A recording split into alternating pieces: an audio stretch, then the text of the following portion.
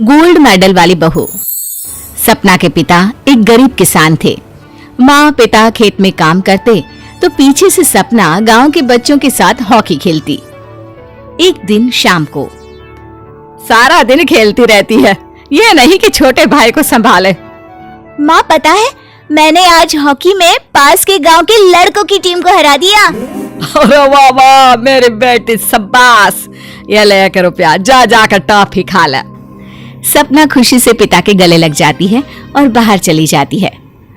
अरे तुम इसको बिगाड़ रहे हो, मैं ना इसकी शादी ही करा दूंगी। ऐसा कैसे शादी करा देगी? हाँ, अभी तो उम्र खेलने की है। माँ बड़बड़ करती वहां से निकल जाती है। लेकिन शाम को उन लोगों के घर कुछ लोग आते हैं। अरे राम सुखिया, जरा ये तो बतलाओ, सपना के बारे में क्या सोचा है? अरे क्या सोचना है मास्टर जी, पढ़ रही है, जितना पढ़ सकती है पढ़े, फिर शादी करवा देंगे, कोई अच्छा सा गांव का ही लड़का देख लेंगे। अरे तुम तो उसके पिता हो, तुमको कुछ नहीं पता? माँ घबरा जाती है। अरे का मास्टर जी, का पता नहीं, का हो गया? हम तो इनसे पहले ही बोल रहे थे कि लड़की की जात है, संभाल लो। अरे भाभी जी, आप भी ना कभी अच्छा भी सोच लिया करो। अरे सपना क्या खेलती है हॉकी, बड़े से बड़े आदमी भी नहीं जीत पाते हैं उससे।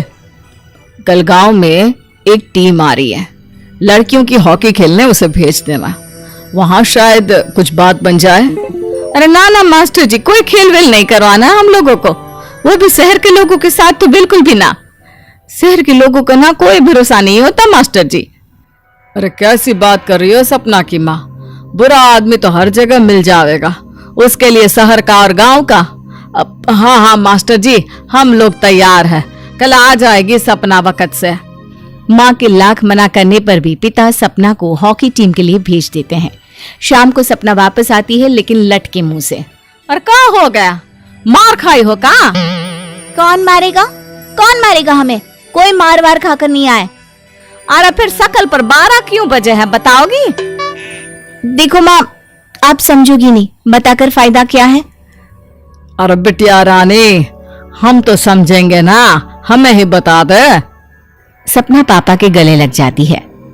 पापा, मैं ना सिलेक्ट हो गई हूँ भारत की हॉकी टीम में खेलने के लिए। अरे वाह, ये तो बहुत ही खुशी की बात है मेरे बच्चे। फिर मेरी गुड़िया काहे परेशान है? पापा, मुझे दिल्ली जाना पड़ेगा आगे की प्रैक्टिस के लिए। माँ जो सारी बात सुन रही होती है, जोर से चिल्लाती है। एक पैसा नहीं है मेरे पास, समझी? कुछ नहीं दूंगी।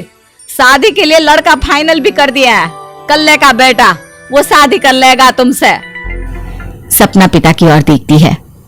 अरे देख सपना, खेलने दिल्ली जाना है तो सिर्फ इसी शर्त पे कि आकर कल्ले से बेटे से चुपचाप शादी कर लेगी, बोल। अरे ठीक है ना, कल्ले का बेटा तो बहुत ही समझदार है, सरकारी नौकरी है उसकी, मान गया वो तो सपना शादी कर लेगी। सपना भी धीरू, जो कि कल्ले का बेटा था, उसे जानती थी। वो मन ही मन सोचती है कि शादी तो वैसे भी होनी है, लेकिन माँ की ये शर्त मान गई तो जीवन जीने का एक मौका तो जरूर मिलेगा। हाँ, मुझे मंजूर है। तो कल मैं उन लोगों को बुला लूं? पिता और सपना दोनों एक दूसरे को देखते हैं। अब माँ ठीक है ना, बुलाने की क्या जरूरत है, वो लोग पसंद कर रहे हैं ना मुझे, वही ठीक है। बस आप तो मेरा दिल्ली का बैग पैक कर दो। सपना दिल्ली जाती है, दिल्ली टीम के लिए खेलने के लिए। सपना खूब अच्छा खेलती है और गोल्ड मेडल जीत कर आती है। जब वो गांव आती है तो उसका जोरदार स्वागत होता है। हर कोई सपना सपना चिल्ला रहा होता है। और सपना के पापा, तुम्हारी बेटी ने तो गांव का नाम रोशन कर दिया है। गांव की तरफ से तुम लोगों को गांव में पक्का मकान और सपना को परिषद में पक्की नौकरी देने के लिए हम तैयार हैं। अरे वाह वाह, पक्का मकान, ये तो बहुत अच्छी बात है, लेकिन सपना की नौकरी नहीं चाहिए हमें। हाँ, कैसी बात कर रही हो सपना की माँ? लड़की की नौकरी रहेगी तो अपने पैरों पर खड़ी रहेगी, किसी के आगे झुकने की जरूरत ना पड़ेगी। अरे चुप रहो, हम तो नौकरी ना करते हैं, पर मजाल है कि किसी के आगे झुके हो। ना ना, हमारी बेटी नौकरी नहीं करेगी। पिता लाख समझाते हैं लेकिन माँ नहीं मानती। और फिर वो दिन भी आ जाता है जब सपना को अपने कहे अनुसार लड़के से शादी भी करनी पड़ती है। ससुराल में ए बहू, तू रोज रोज सुबह कहाँ जाती है? घर का सारा काम निपटा कर कहाँ भागती है? माँ का घर तो पास ही है, वहीं निकल जाती है क्या? नहीं माँ जी, मैं हॉकी खेलने जाती हूँ, मुझे खेलना पसंद है। खेलना पसंद है? अरे कैसी बात कर रही है बहू, शादी के बाद तो कोई लड़की खेलती फैलती नहीं है, वो घर का काम काज देखती है। सपना कुछ नहीं कहती। वो एक रोज कमरे में अपनी अलमारी ठीक कर रही होती है कि तब सुनो, वो जो लटक रहा है ना, क्या बोलते हैं उसे, मेडल। सपना पति की बात सुनकर खुश हो जाती है, उनके पास जाती है। मैं सोच ही रही थी कि तुमने कभी पूछा क्यों नहीं।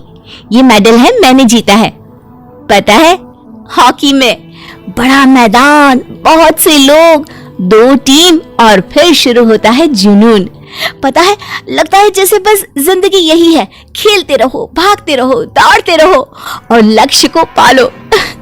सुनो ना, मैं ना भारतीय टीम के लिए खेलना चाहती हूँ। माँ, यहाँ तो आ जरा। सपना हैरान हो जाती है कि ये क्या हो गया, पति अचानक से माँ को क्यों बुला रहा है। हाँ बेटा, क्या हो गया, काहे गला फाड़ रहे हो? माँ, ये सपना क्या कह रही है? अरे बीवी तो बोलती ही रहती है बेटा, लेकिन क्या हो गया, चिल्ला क्यों रहे हो? ऐसा क्या बोल दिया इसने? माँ ये बोल रही है कि इसको खेलना है भारतीय टीम के लिए। सपना डर जाती है। नहीं माँ जी, मैंने कहा कि मैं चाहती हूँ कि वो मैं बोला था ना, शादी के बाद कोई खेलता नहीं, घर का काम काज देखता है, लेकिन फिर भी। नहीं माँ जी, ठीक है, मैं घर का काम देखूंगी, कल से मैं खेलने भी नहीं जाऊंगी, माफ कर दीजिए। सपना पति की तरफ देखती है जो माँ की तरफ देख रहा होता है। उसे गुस्सा तो आता है, लेकिन करती भी तो क्या, सास के सामने कैसे पति की क्लास लगाती। अरे बेटा, अब क्यों घूरे जा रहे हो बहू को? माँ, अभी इस बात का फैसला करके जाना, वरना ये तो तेरे कमरे से जाने के बाद मुझे। अब चुप हो जाइए आप, छोटी सी बात का बतंगड़ मत बनाइए। छोटी सी बात? बहू, ये कोई छोटी बात नहीं है। जो लड़की दिल्ली के लिए गोल्ड मेडल ला सकती है, वो देश के लिए भी तो गोल्ड ला सकती है ना। हम लोगों को किसी चीज की कमी नहीं है बहू, घर का काम तो कोई भी कर लेगा, लेकिन देश का नाम रोशन करने के लिए सपना चाहिए। जा बहू, तेरी ट्रेनिंग का सारा इंतजाम तेरे पति ने कर दिया है, जा खेल और देश का नाम रोशन कर।